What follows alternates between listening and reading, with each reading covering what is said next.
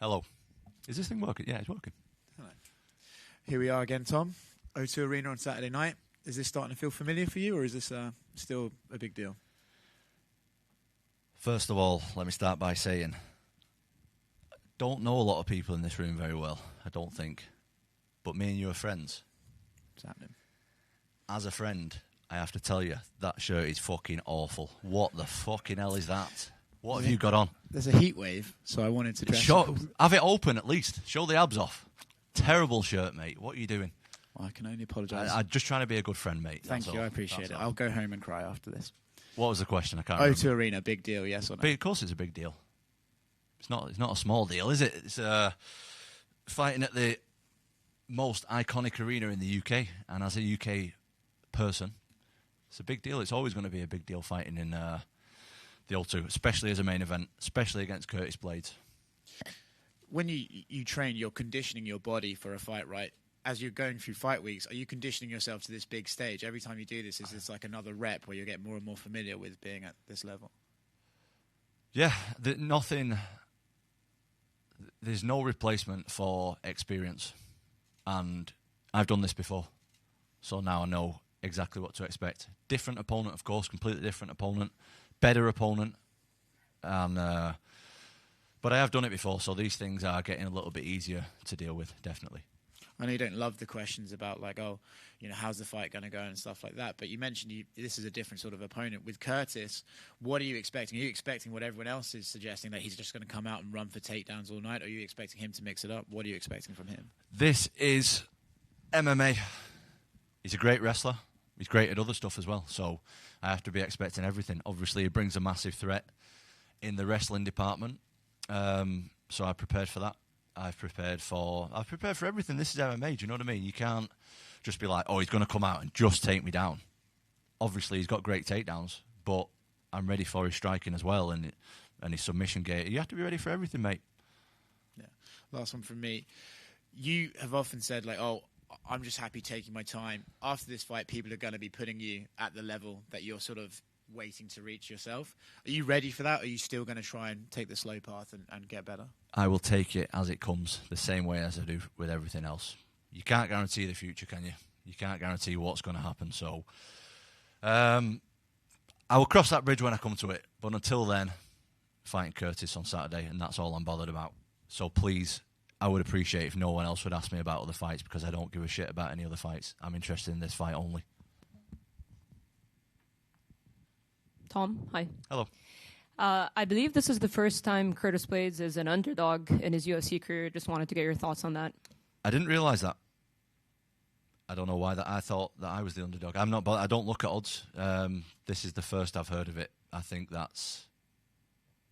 I'm not a bookie. I don't even bet, so it doesn't mean anything to me really. Right, and I know you said you don't want to talk about fights and stuff, but I wanted to get your thoughts on Tai Tuivasa and Cyril Gane, what your thoughts are on the matchup and how you see it playing out. I think it's a great fight. I think this is. I hate to sit on the fence. But this is heavyweight MMA. I think Cyril is amazing. I think Tai is also very good. But I think Tai's more dangerous than Cyril. I think Cyril's better technically. I think Tai is way more dangerous, so I wouldn't be surprised either way. I wouldn't be surprised if Cyril won, or I wouldn't be surprised if Tai won. This is heavyweight MMA. Massive guys, tiny gloves. Anything can happen. Thank you. Tom. Hiya, mate. How you doing? It's the second time you're at the top of the poster. Main event, big fight. Obviously, the first time was last time we were here in March. How much has that experience been of benefit to you as you prepare for this one, and how different does this week feel compared to the lead up to the last one against Volkov? This week feels pretty normal, to be honest, because I've only just done it. It was only 3 or 4 months ago, whatever. You can't buy experience, and I've been here before, and I think that everybody who's on this card, whether you're a home fighter or an away fighter, if you want to put it like that, you need to take into account that the English fans are different. Like, the UK fans are different to any other fans in the world. They're absolutely wild, and the atmosphere in there, it can either make you or break you. And I think you got to be prepared. You don't need to be prepared for that. You need to take that on board when you're fighting in the UK, because it is different. Yeah, it was a special night back in March. So many British fighters really producing incredible performances, getting some great finishes on the night and showcasing themselves to the world. You got that great finish against Volkov last time. What does a successful night for you look like? Is it just having a W next to your name, or is it getting a finish? What would be a successful night for you? I don't talk about this stuff too much because it's just really not me, but I'm a winner. That's all I care about. Like, I want to win. Don't care how I win, but I'm a fierce competitor. I'm fiercely competitive, and I'm trying to win, and that's it. And with Curtis, I know you said that he's more than just a wrestler. He's more well-rounded than that. Where do you feel the biggest opportunities will be for you on fight night in terms of the sort of chinks in his armour? I have no idea. We're going to find out.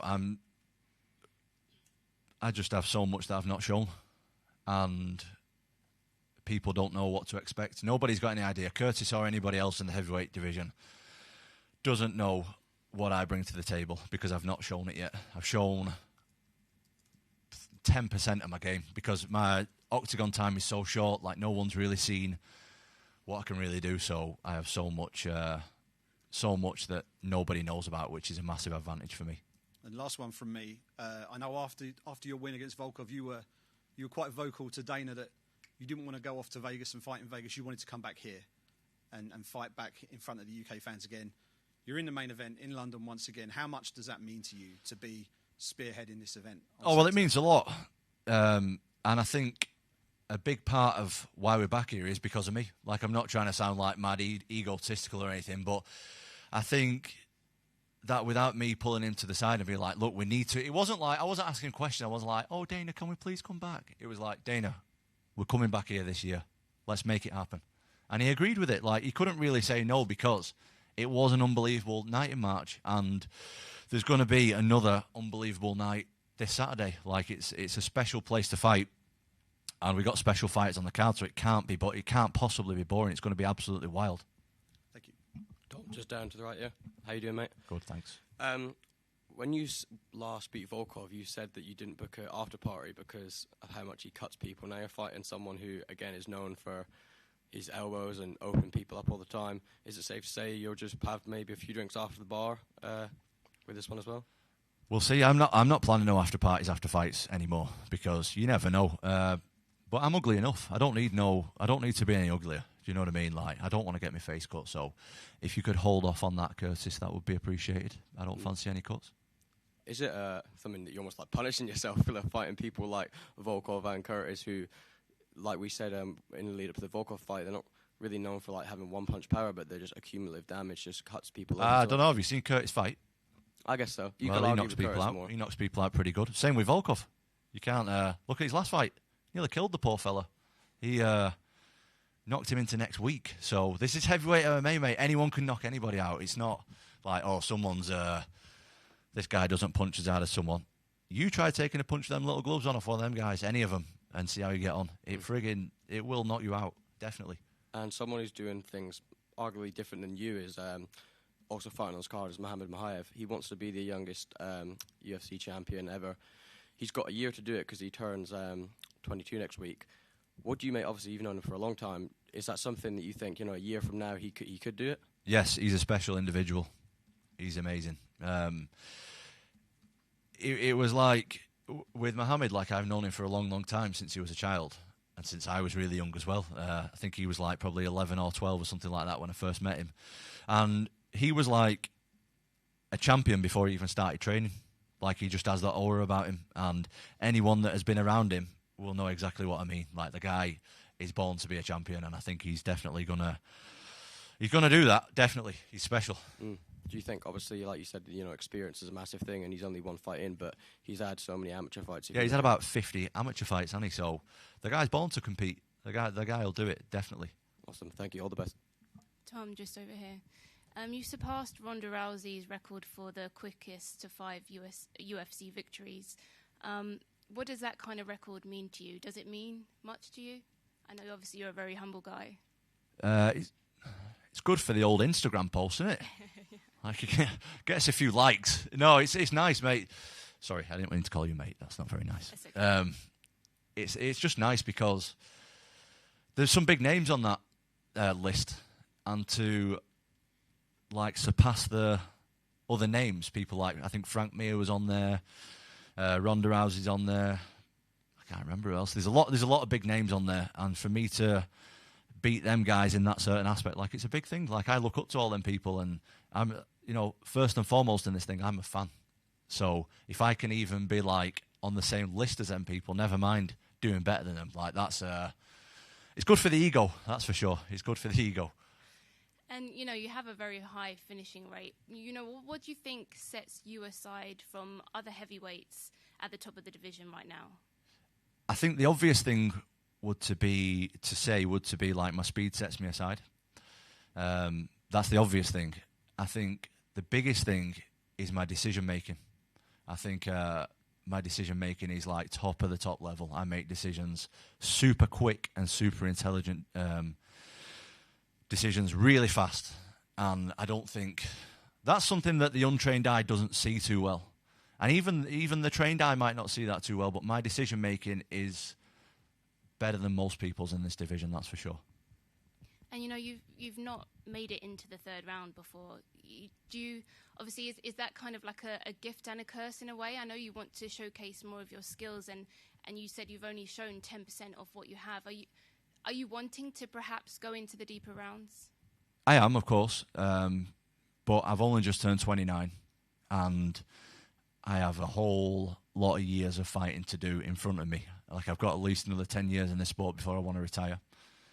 And there's definitely time for me to have more time in the octagon, definitely. So for me to not have a lot of miles on the clock and still be fresh, I think that's a good thing as well. But like you say, I don't have the experience there and the time in the octagon, so it is a gift and a curse. Yeah, definitely, for sure. And earlier you were surprised that you were the underdog. That you thought you were going to be the underdog with this one. Why did you think you would be the underdog going into tonight? Because this is my 6th UFC fight, and I believe it's Curtis's 17th or 18th UFC fight. He has been in the top 7 in the world for the last 5 years. I've just broke the top 10. He's beat everybody apart from the 2 biggest punchers in the division. His record speaks for itself, and I don't think...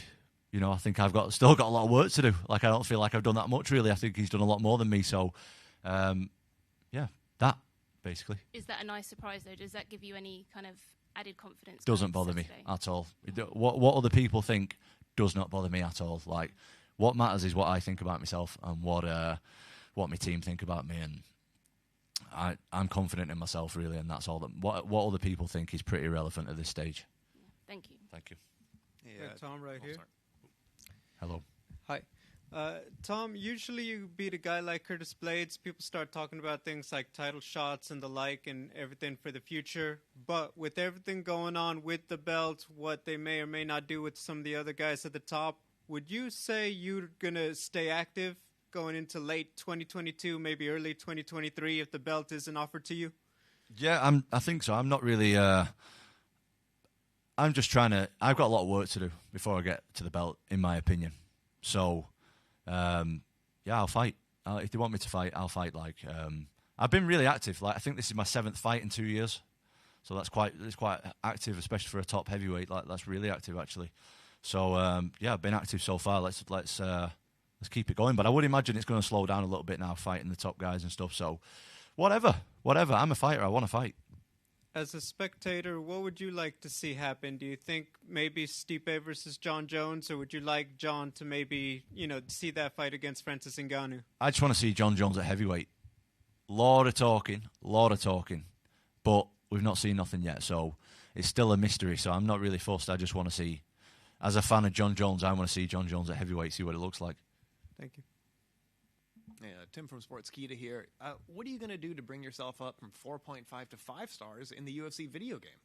Am I at 4.5 stars, That's am I? what you had posted on Instagram. You said, I want to be 5 stars. What are you going to do, man? I posted that. You posted that. When? It was before this fight was announced. I can show you if you want. I don't remember posting that, but I do.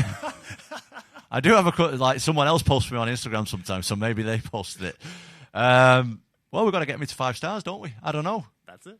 Throw some spinning shit or something. I don't know. That's all I'm missing. I have no idea. Maybe I need to get a submission off my back.